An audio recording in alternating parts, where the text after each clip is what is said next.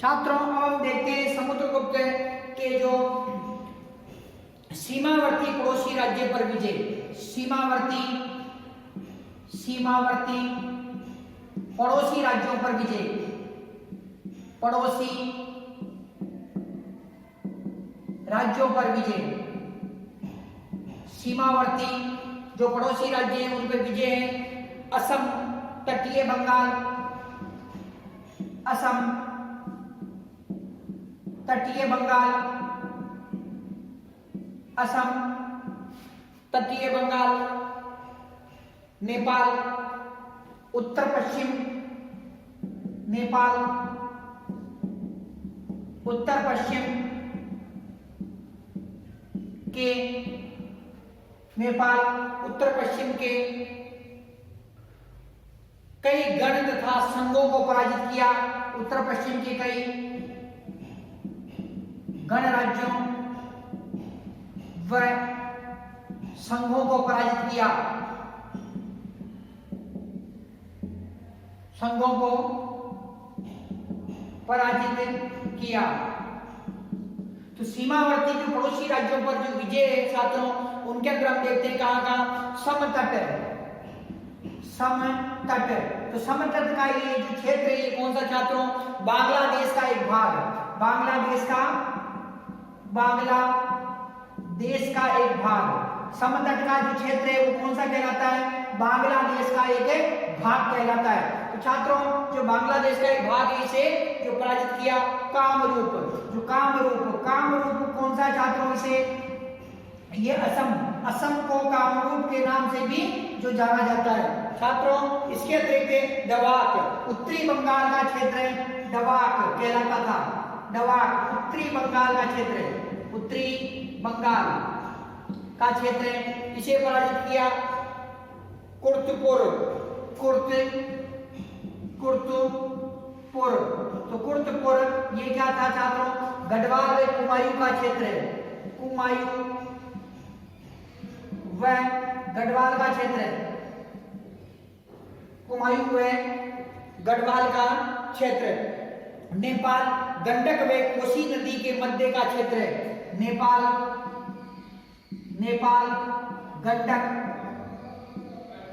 गंडक व कोसी नदी का क्षेत्र है। कोसी नदी का क्षेत्र है।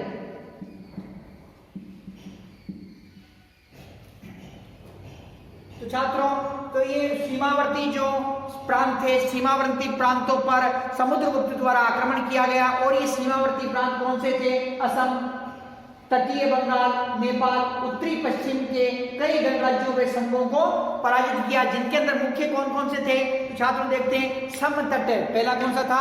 समतट। समतट मतलब बांग्लादेश का एक भाग, कामरूप असम का एक क्षेत्र भाग, दवाक उत्तरी बंगाल का एक क्षेत्र, कर्तपुर मतलब कुमायूं व गढ़वाल का क्षेत्र, नेपाल गंडक व कोसी नदी का क्षेत्र। तो इन क्षेत्रों पर समुद्रगुप्त द्वारा विजय प्राप्त की गई। छात्रों समुद्रगुप्त लगातार अपने विजय अभियान कर रहा था और इसी संदर्भ में इसने क्या किया? आगे पश्चिमी सीमा के गणराज्यों पर विजय। पश्चिमी सीमा के गणराज्यों पर विजय। पश्चिमी सीमा के गणराज्यों पर विजय। तो समुद्रगुप्त द्वारा अपने विजय अभियान के अंतर्गत पश्चिमी सीमा पर जो गणराज्य थे उन पर अधिकार किया गया। और ये गणराज्य कितने थे? 9। तो समुद्रगुप्त द्वारा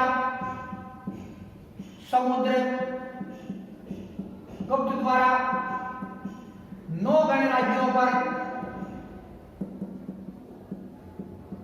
विजय प्राप्त की गई।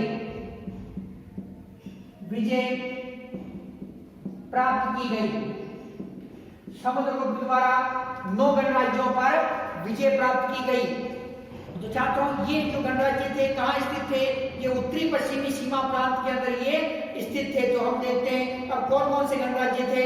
मालव, पहला कौन सा था? मालव, टोंक, अजमेर मेवाड़ का क्षेत्र है। टोंक, अजमेर मेवाड़ का क्षेत्र है। मालव जो गणराज्य था टोंक, अजमेर और मेवाड़ के क्षेत्र के अंदर विस्तृत था। राजपूताना का जो क्षेत्र था उस क्षेत्र के अंदर ये विद्यमान था। अर्जुनायन दिल्ली, आगरा, जयपुर का क्षेत्र है। अर्जुनायन दिल्ली, आगरा, जयपुर का क्षेत्र है। जयपुर का क्षेत्र, योद्धय पंजाब का क्षेत्र है। योद्धय पंजाब का क्षेत्र, योद्धय पंजाब का क्षेत्र। मद्रक सयालकोट का क्षेत्र है। मद्रक सयालकोट का क्षेत्र है। सयालकोट का क्षेत्र। आभीर सिंधु का दक्षिणी भाग, आभीर सिंधु का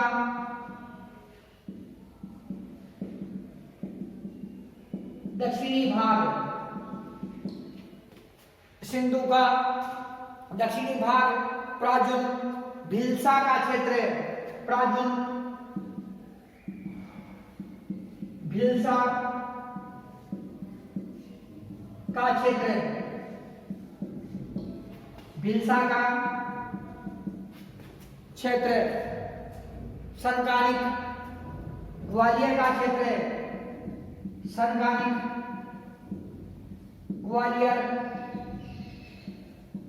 का क्षेत्र, ग्वालियर का क्षेत्र। खावाटिक खावाटिक खावाटिक मध्य प्रदेश का क्षेत्र है। मध्य प्रदेश का क्षेत्र है। खावाटिक मध्य प्रदेश का क्षेत्र है। काक काक कुंडिद्र, काक व काक कुंडिद्र। तो छात्रों ये जो 9 गणराज्य थे, इन गणराज्यों पर समुद्रगुप्त द्वारा आक्रमण किया गया और आक्रमण करने के बाद में इन गणराज्यों पर जो अधिकार किया गया। तो ये गणराज्य कौन कौन से थे छात्रों, तो उसके बारे में हम देखते हैं कि ये गणराज्य थे मालव। मालव मतलब टोंक में अजमेर का क्षेत्र। कहाँ का क्षेत्र छात्रों, टोंक, अजमेर व मेवाड़ का क्षेत्र के अंदर मालव गणराज्य विद्यमान था। इस गणराज्य पर समुद्रगुप्त द्वारा विजय प्राप्त की गई। इसके बाद में अर्जुनायन दिल्ली, आगरा व जयपुर का जो कुछ क्षेत्र है अर्जुनायन के अंदर अंतर्गत आता था। तो इसके अंदर भी इसने जो विजय प्राप्त की, किसने की, समुद्रगुप्त द्वारा। योद्धय पंजाब का जो क्षेत्र है, पंजाब का क्षेत्र क्या कहलाता है, योद्धय कहलाता था। तो इस योद्धय गणराज्य पर भी जो समुद्रगुप्त द्वारा जो विजय प्राप्त की गई। मद्रक सयालकोट का जो क्षेत्र है वो मद्रक गणराज्य के अंतर्गत आता है और इस मद्रक गणराज्य पर भी समुद्रगुप्त द्वारा विजय प्राप्त की गई। आभीर सिंधु का जो दक्षिणी भाग है, सिंधु का दक्षिणी भाग क्या कहलाता है छात्रों, आभीर कहलाता है और इस पर भी समुद्रगुप्त द्वारा विजय प्राप्त की गई। प्राजुन का क्षेत्र, भिलसा का जो क्षेत्र है, भिलसा का क्षेत्र के अंदर प्राजुन जो गणराज्य स्थित था। इसी प्रकार ग्वालियर के क्षेत्र के अंदर संकानिक नाम का जो गणराज्य ये जो स्थित था। छात्रों इसके अतिरिक्त जो हम देखते हैं कि इसके अतिरिक्त जो गणराज्य छात्रों को है खवाटिक, मध्य प्रदेश का जो क्षेत्र है वो खवाटिक के नाम से जाना जाता था। तो इस खवाटिक गणराज्य पर भी जो समुद्रगुप्त द्वारा विजय प्राप्त की गई। काक व कुंडिद्र जो गणराज्य, इनको भी समुद्रगुप्त ने अपने अधीन कर लिया। तो इस प्रकार से छात्रों जो समुद्रगुप्त द्वारा 9 गणराज्यों को पराजित किया गया। ये 2 गणराज्य पश्चिमी जो सीमा पर जो स्थित थे। छात्रों इसके बाद में जो ये आक्रमण करता है वो आक्रमण इसका है 8वीं राज्यों पर विजय। समुद्रगुप्त की 8वीं राज्यों पर विजय। कौन से राज्यों पर, 8वीं राज्यों पर। तो 8वीं राज्यों पर विजय, 8वीं राज्यों पर विजय।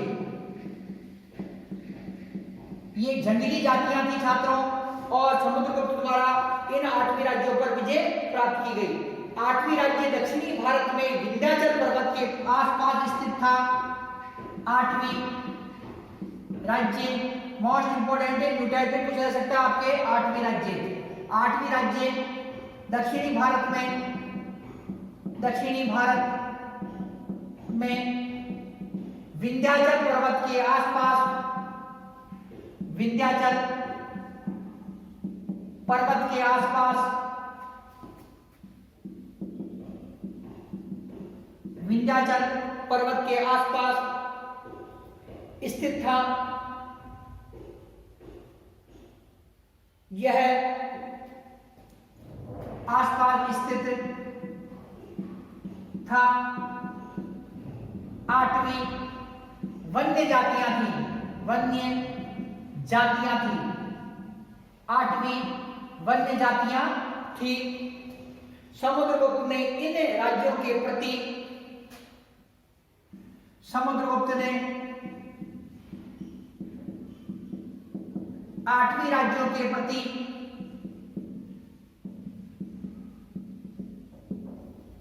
समुद्रगुप्त ने 8वीं राज्यों के प्रति परिचारीकृत सर्वाधिक राजस्व, परिचारीकृत 8वीं राज्यों के प्रति परिचारीकृत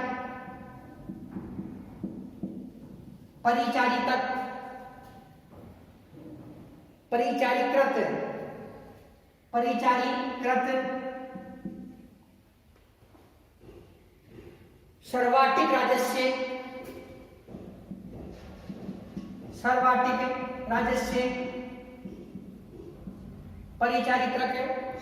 सर्वाधिक राजस्व सब राजाओं को अपना सेवक बनाने की, सब राजाओं को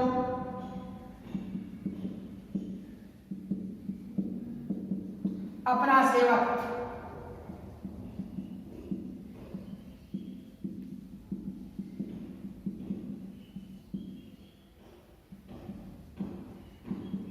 सब राजाओं को अपना सेवक बनाने की नीति, परिचारीकृत सर्वाधिक राजस्व की नीति अपनाई गई।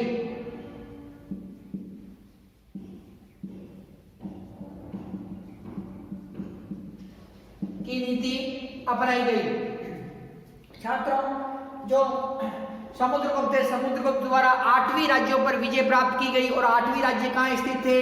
दक्षिणी भारत के विंध्याचल पर्वत श्रेणियों के आसपास में ये 8वीं राज्य स्थित थे और ये एक वन्य जातियां थी और इन वन्य जातियों पर अधिकार करने के लिए उसने एक नीति अपनाई। वो क्या नीति थी?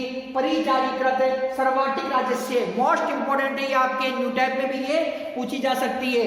तो छात्रों, परिचारीकृत सर्वाधिक राजस्व की नीति जो अपनाई गई समुद्रगुप्त द्वारा, अर्थात सब राजाओं को अपना सेवक बनाना, सब राजाओं को अपना सेवक बना लेना। तो इस प्रकार से छात्रों समुद्रगुप्त की नीति थी। तो समुद्रगुप्त ने क्या किया कि जब अपना विजय अभियान शुरू किया तो उसने अपने विजय अभियान के अंतर्गत उसने आर्यावर्त पर जब विजय प्राप्त की तो उसकी नीति थी आर्यावर्त पर कि प्रसोभोधरण। कौन सी नीति थी? प्रसोभोधरण की नीति थी। तथा दक्षिणी भारत पर जब उसने आक्रमण किया और 12 राज्यों पर विजय प्राप्त की तो उसकी जो नीति थी छात्रों, वो नीति थी उसकी ग्रहण मोक्षानुग्रह। कौन सी नीति थी? ग्रहण मोक्षानुग्रह। इसी प्रकार से उसने जब 8वीं राज्यों पर विजय प्राप्त की तो उसकी नीति थी परिचारीकृत सर्वाधिक राजस्व। कौन सी नीति थी? परिचारित सर्वाधिक राजस्व की नीति उसने अपनाई। छात्रों, अब इसने जो समुद्रगुप्त द्वारा विदेशी राज्यों के साथ में संबंध, तो समुद्रगुप्त के हम विदेशी राज्यों के साथ संबंधों के बारे में चर्चा करते हैं। तो छात्रों, समुद्रगुप्त के विदेशी राज्यों के साथ में संबंध, समुद्रगुप्त के विदेशी राज्यों के साथ संबंध,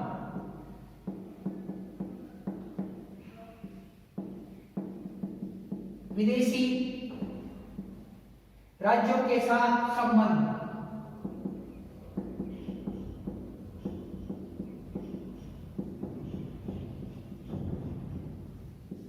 विदेशी राज्यों के साथ संबंध।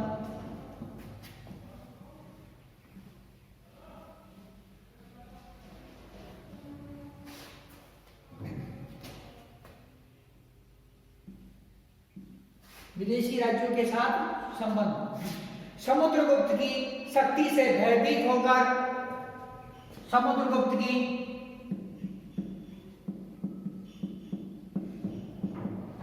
शक्ति से भयभीत होकर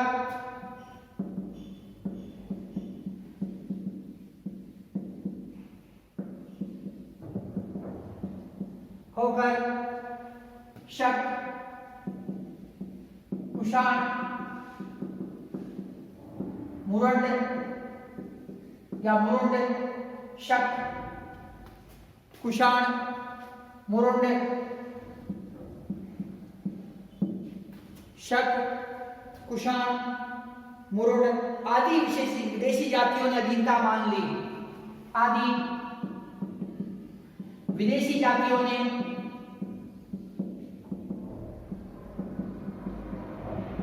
समुद्रगुप्त की अधीनता मान ली।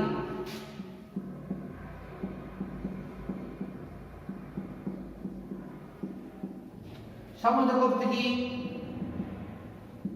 अधीनता मान ली।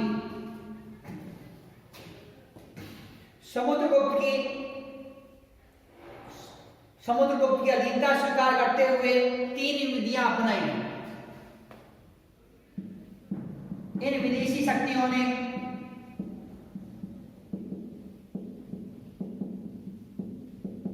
समुद्रगुप्त की अधीनता मानते हुए समुद्रगुप्त की अधीनता मानते हुए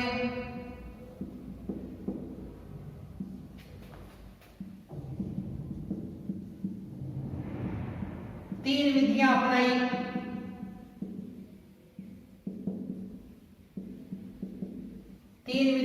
अपनाई। तो समुद्रगुप्त की अधीनता मानते हुए जो ये शक्तियां थी, इन्होंने कितनी विधियां अपनाई? 3 विधियां इन्होंने अपनाई। और ये विधियां कौन कौन सी थी छात्रों? जो विधियां थी आत्मवेदन की विधि। कौन सी थी छात्रों? आत्मवेदन।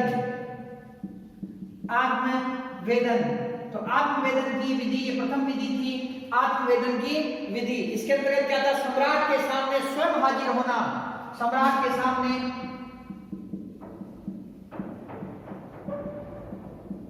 स्वयं हाजिर होना। सम्राट के सामने स्वयं हाजिर होना। कन्योपायन विधि दूसरी थी। कन्योपायन विधि। तो कन्योपायन विधि के अंदर अपनी पुत्रियों का गुप्त राजाओं के साथ विवाह करवाना। अपनी पुत्रियों का गुप्त राजाओं के साथ विवाह करवाना।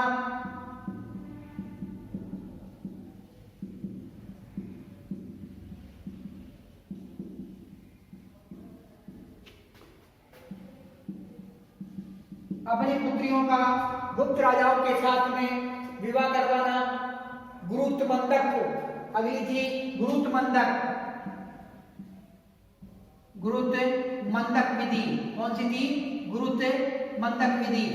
तो गुरुत्मंदक विधि के अंदर 100 विषय भुक्ति शासन याचना, 100 विषय भुक्ति, 100 विषय भुक्ति शासना, 100 विषय भुक्ति शासन याचना अर्थात 100 विषय भुक्ति शासन याचना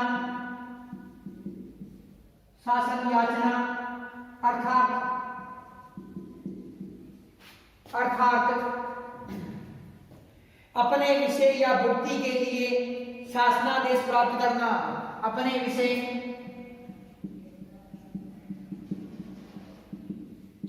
या भुक्ति के लिए शासनादेश प्राप्त करना।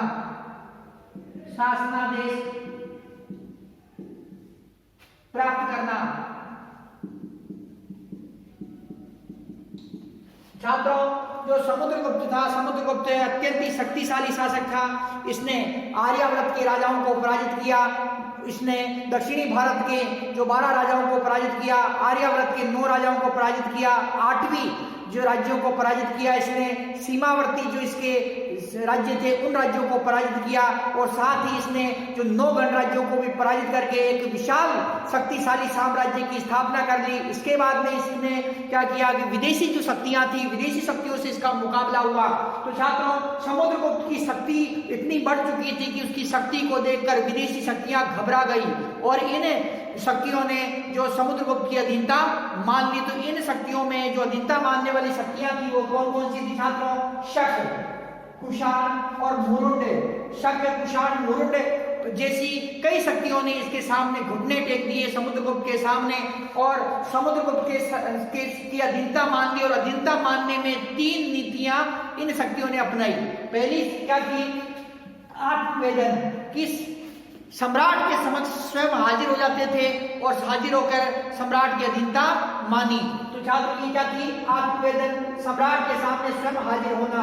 कन्योपायन, दूसरी जो विधि थी वो कौन सी थी? कन्योपायन की विधि थी। तो इस विधि के अंदर क्या था कि अपनी पुत्री, मतलब इन विदेशी शक्तियों ने अपनी पुत्रियों का विवाह गुप्त राजाओं के साथ में करवा दिया और मित्रता स्थापित कर ली। गुरुत्वमंदक, अगली जो विधि थी कौन सी थी? गुरुत्वमंदक, अर्थात सब विषय भुक्ति शासन याचना। तो सब विषय भुक्ति शासन याचना, इसका अर्थ क्या था कि विषय या भुक्ति के अंदर शासन करने के लिए वो सम्राट समुद्रगुप्त से इन्होंने आदेश प्राप्त किया। तो इन्होंने क्या किया कि अपने विषय या भुक्ति के लिए शासनादेश प्राप्त किया। किससे किया? ये शासन करने के लिए समुद्रगुप्त से आज्ञा मांगी इन्होंने। तो इस प्रकार से जो ये विदेशी शक्तियां थी, 3 विदेशी शक्तियां शक, कुषाण, मुरुंड, और इनके साथ में अन्य विदेशी शक्तियों ने भी क्या किया? समुद्रगुप्त की अधीनता स्वीकार कर ली। तो छात्रों, समुद्रगुप्त की शक्ति में निरंतर वृद्धि हो रही थी और समुद्रगुप्त द्वारा जो विजय अभियान प्रारंभ किया गया। छात्रों, समुद्रगुप्त के समय समकालीन श्रीलंका का शासक समुद्रगुप्त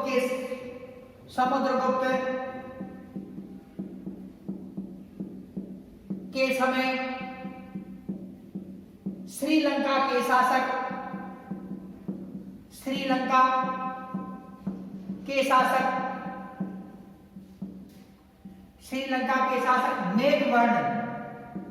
मेघवर्ण।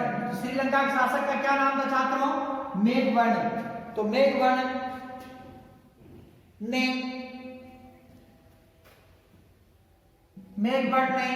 समुद्रगुप्त के दरबार में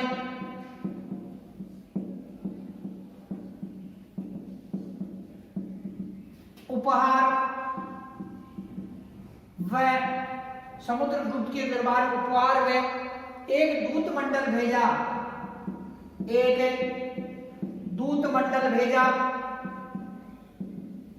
और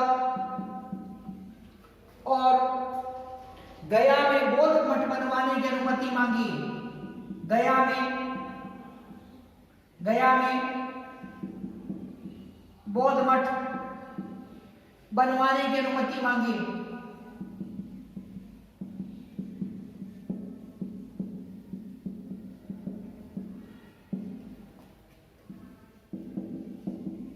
बौद्ध मठ बनवाने की अनुमति मांगी। गया में बौद्ध मठ बनवाने की अनुमति मांगी। छात्रों, जो समुद्रगुप्त थे, समुद्रगुप्त के शासन काल के अंतर्गत जो श्रीलंका के राजा थे मेघवर्ण, श्रीलंका के राजा क्या नाम था? मेघवर्ण। इन्होंने समुद्रगुप्त के दरबार के अंदर एक दूत मंडल भेजा और बहुमूल्य उपहार भेजे और उनसे ये प्रार्थना की, उनसे ये आज्ञा मांगी कि वो जो गया नामक स्थान है, जो भगवान बुद्ध से संबंधित स्थान है, तो इस स्थान पर एक बौद्ध मठ जो बनवाने की हमें अनुमति प्रदान करें। तो इस प्रकार से छात्रों, ये सिद्ध होता है कि भारत ही नहीं अपितु जो विदेशी शक्तियां थी वो भी समुद्रगुप्त की शक्ति से घबराती थी और समुद्रगुप्त का वर्चस्व मानती थी। तो छात्रों, अब हम देखते हैं समुद्रगुप्त द्वारा करवाया गया अश्वमेध यज्ञ।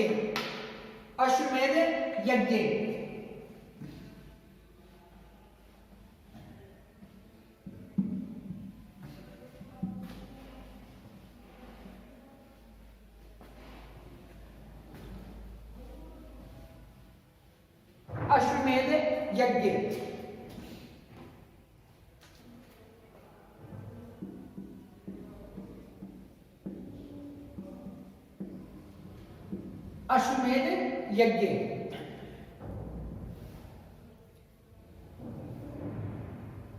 समुद्रगुप्त के सिक्कों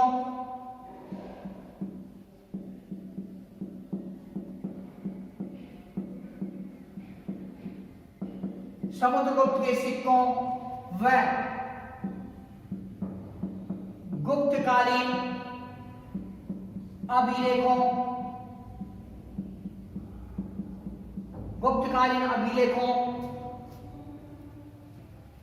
भीतरी गांव का अभिलेख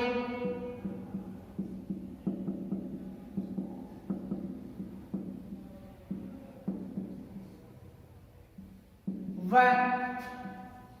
ब्रैकेट में भीतरी गांव का अभिलेख में पूना ताम्रपत्र लेख, पूना ताम्रपत्र लेख से पता चलता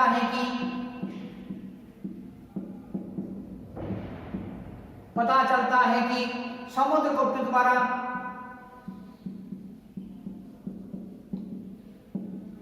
अश्वमेध यज्ञ करवाया गया। अश्वमेध यज्ञ करवाया गया। समुद्रगुप्त द्वारा अश्वमेध यज्ञ करवाया गया।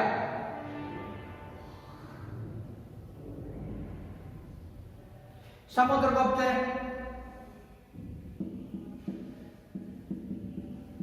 गुप्त वंश का प्रथम ऐसा सम्राट था, गुप्त वंश का प्रथम सम्राट था जिसने अश्वमेध यज्ञ करवाया। अश्वमेध यज्ञ करवाया। अश्वमेध यज्ञ करवाया। समुद्रगुप्त का एक सोने का सिक्का प्राप्त हुआ है। समुद्रगुप्त का एक सोने का सिक्का प्राप्त हुआ है।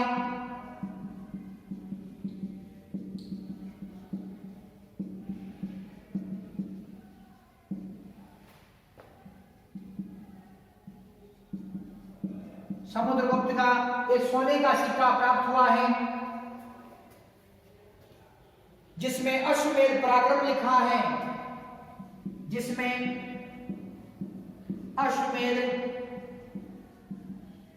पराक्रम लिखा है, जिसमें अश्वमेध पराक्रम लिखा है तथा यूप से बंधे घोड़े का चित्र है, तथा यूप से बंधे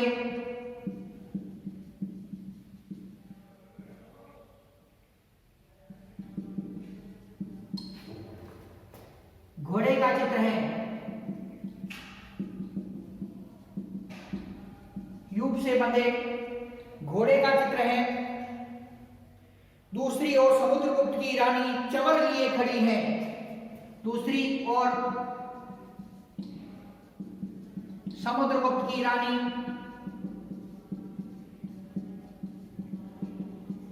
चमर लिए खड़ी हैं। चमर लिए खड़ी हैं। चमर लिए खड़ी हैं। छात्रों, जो गुप्तकालीन सिक्के हैं, गुप्तकालीन अभिलेख है, इनके माध्यम से हमें यह पता चलता है कि समुद्रगुप्त द्वारा अश्वमेध यज्ञ करवाया गया। और अश्वमेध यज्ञ की हमें जानकारी किससे प्राप्त होती है? भीतरी गांव का अभिलेख तथा पूना ताम्रपत्र लेख। कौन सा अभिलेख है? भीतरी गांव का अभिलेख है, पूना ताम्रपत्र जो लेख है, इससे तथा समुद्रगुप्त के जो सिक्के प्राप्त हुए उससे हमें यह पता चलता है कि समुद्रगुप्त द्वारा अश्वमेध यज्ञ करवाया गया। तो समुद्रगुप्त गुप्त वंश का प्रथम ऐसा सम्राट है जिसने क्या किया? अश्वमेध यज्ञ करवाया। छात्रों, समुद्रगुप्त का एक सोने का सिक्का भी हमें प्राप्त हुआ है। इस सोने के सिक्के की एक तरफ क्या बना हुआ है छात्रों की? अश्वमेध पराक्रम। अश्वमेध पराक्रम। तो एक तरफ अश्वमेध पराक्रम लिखा हुआ है तथा साथ ही इसमें यूप स्तंभ मतलब यज्ञ स्तंभ, यूप स्तंभ मतलब यज्ञ स्तंभ, यूप स्तंभ बना हुआ है। और जो यज्ञ का अश्व, यज्ञ का अश्व, यज्ञ का अश्व मतलब अश्वमेध यज्ञ का जो अश्व है वो क्या है कि उसका चित्र बना हुआ है। तो छात्रों इसमें अश्वमेध पराक्रम लिखा हुआ है, यूप स्तंभ स्थित है तथा यूप स्तंभ से जो एक घोड़ा बंधा हुआ है वो कौन सा है, अश्वमेध यज्ञ का घोड़ा है, वो इसमें बंधा हुआ है। साथ ही जो दूसरी तरफ जो दूसरा सिक्के का दूसरा भाग उसमें समुद्रगुप्त की पत्नी चमर लिए खड़ी है, चमर लिए खड़ी है। तो छात्रों तो इस प्रकार से जो दूसरी तरफ चमर लिए खड़ी हुई है, कौन खड़ी हुई है, समुद्रगुप्त की रानी, समुद्रगुप्त की रानी, गुप्त की रानी। और रानी कौन है, दत्ता देवी, समुद्रगुप्त की रानी दत्ता देवी है। वो क्या है कि चमर लिए खड़ी है, क्या खड़ी है, चमर लिए हुए खड़ी है। तो चमर लिए खड़ी है, कौन खड़ी है, समुद्रगुप्त की रानी। तो इस प्रकार से छात्रों तो इस इन अभिलेखों के माध्यम से हमें यह पता चलता है कि समुद्रगुप्त द्वारा जो अश्वमेध यज्ञ करवाया गया। अब हम देखते हैं छात्रों समुद्रगुप्त का मूल्यांकन। गुप्त वंश के जो सबसे शक्तिशाली शासक हैं समुद्रगुप्त है, तो उनके मूल्यांकन हम देखते हैं छात्रों। समुद्रगुप्त का मूल्यांकन,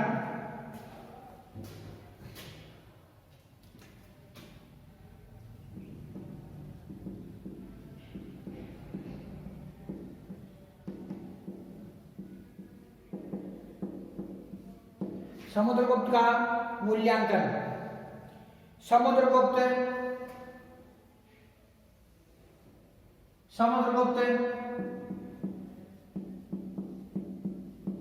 एक महान योद्धा, पराक्रमी शासक,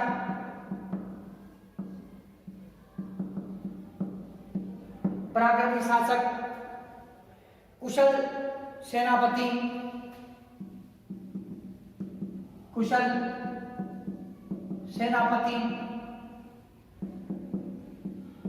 महान विजेता, धर्म सहिष्णु अनुशासक, कला प्रेमी, धर्म सहिष्णु अनुशासक,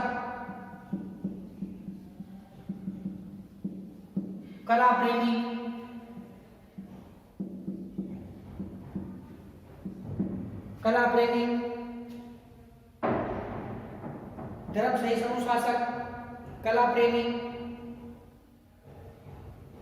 विद्वानों का आश्रय दाता था, विद्वानों का आश्रय दाता था, विद्वानों का आश्रय दाता था। समुद्रगुप्त को इलाहाबाद स्तंभ लेख में समुद्रगुप्त को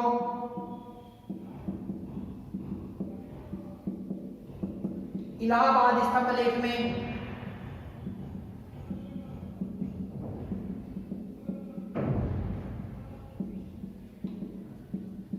धर्म प्रचार बंधु की उपाधि दी गई, धर्म प्रचार बंधु की उपाधि दी गई।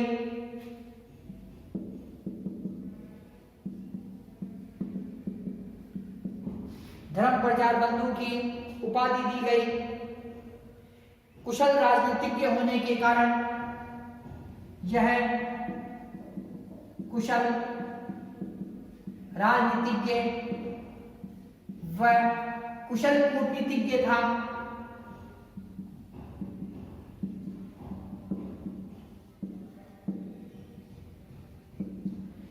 इसी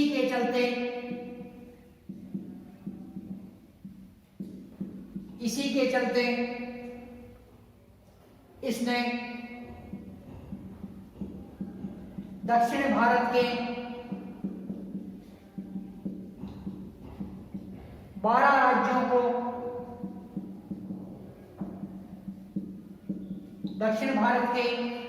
राज्यों को पराजित किया और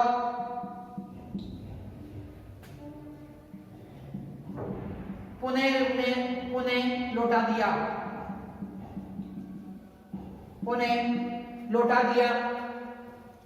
क्योंकि मगध की राजधानी पाटलिपुत्र में बैठकर उन्हें लौटा दिया, मात्र उनसे कर वसूला,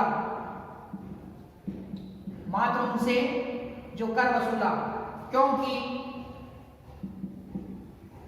समुद्रगुप्त जानता था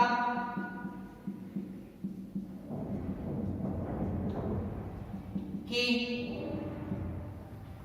मगध की राजधानी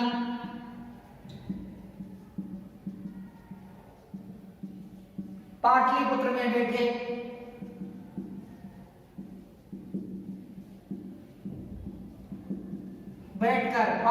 में बैठकर इन राज्यों पर वह लंबे समय तक नियंत्रण नहीं कर सकता।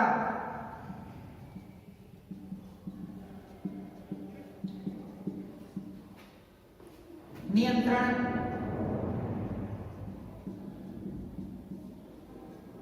नहीं रख सकता, नियंत्रण नहीं रख सकता है। यह धर्म सहिष्णु शासक था। यह कौन? समुद्रगुप्त। यह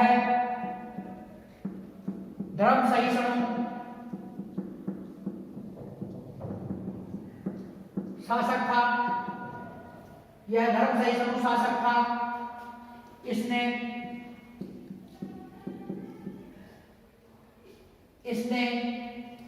यह सभी धर्मों का आदर करता था। यह सभी धर्मों का आदर करता था।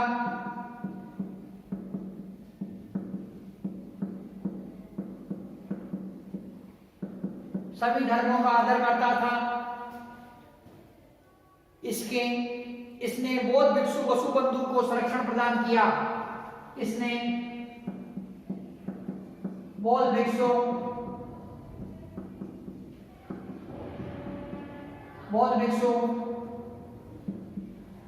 वसुबंधु को संरक्षण प्रदान किया।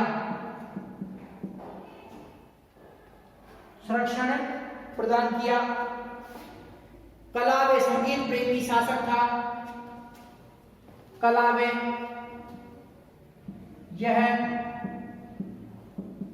व संगीत प्रेमी शासक था। इसके दरबार में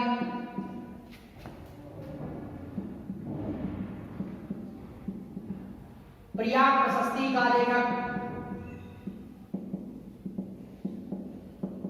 प्रयाग प्रशस्ति का रचनाकार या रचनाकार हरिसेन निवास करता था।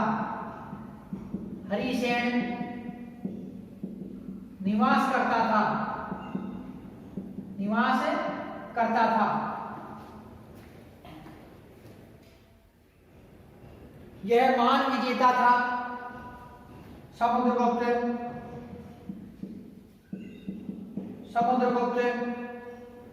महान विजेता था।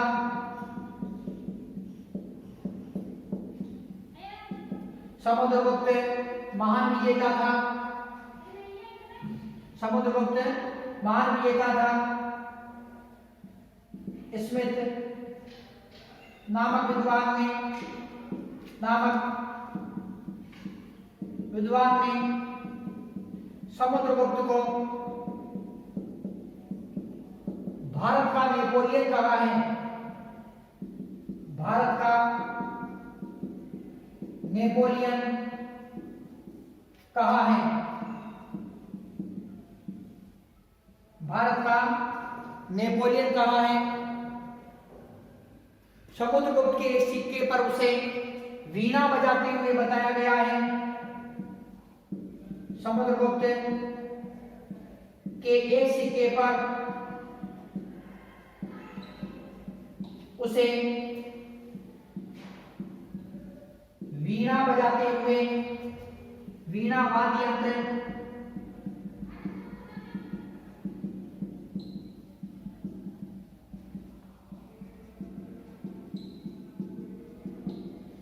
वीणा वाद्य यंत्र बजाते हुए दिखाया गया है।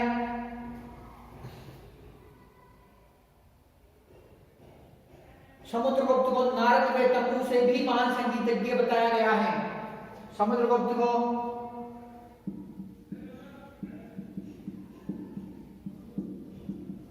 नारद व तंबू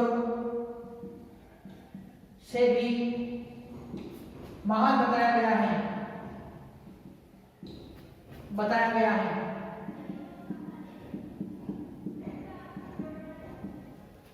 समुद्रगुप्त को नारद व तंबू से भी महान बताया गया है। प्रयाग प्रशस्ति में समुद्रगुप्त को कविराज की उपाधि दी गई है। प्रयाग प्रशस्ति में समुद्रगुप्त को